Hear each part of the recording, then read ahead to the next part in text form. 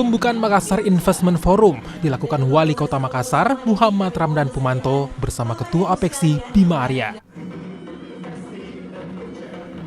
Di hadapan perwakilan investor dari 10 negara sahabat, Wali Kota Makassar memaparkan potensi investasi di Kota Makassar pasca COVID-19.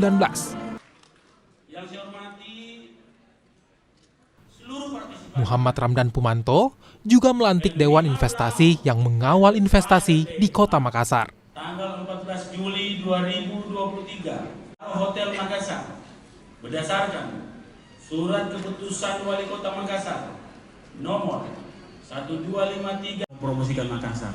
Thank you very much. Kita juara 2 waktu iPro untuk Sulawesi Selatan.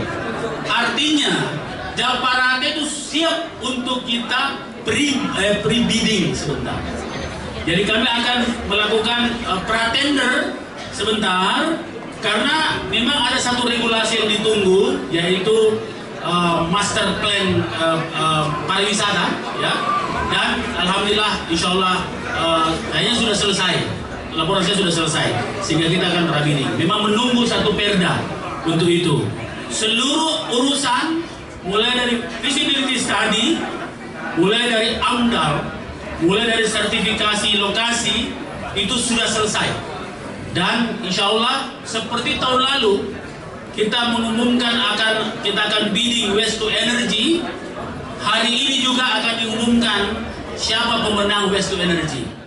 Dinas Penanaman Modal dan Pelayanan Terpadu Satu Pintu Kota Makassar juga melakukan MOU bersama Bank Mandiri untuk membantu pengusaha UMKM, utamanya dalam digitalisasi usaha.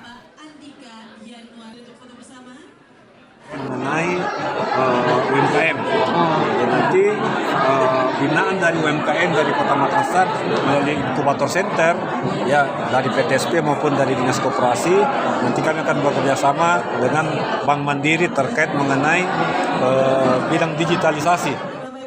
Apresiasi diberikan Ketua Apeksi atas prestasi dan inovasi yang dibuat Wali Kota Makassar. Iklim investasi yang diciptakan tak hanya membawa manfaat bagi pemerintah, namun juga masyarakat Kota Makassar. Salah satu program unggulan yang tengah dibuat adalah Jalparate. Nila Rustam, Kompas TV, Makassar, Sulawesi Selatan.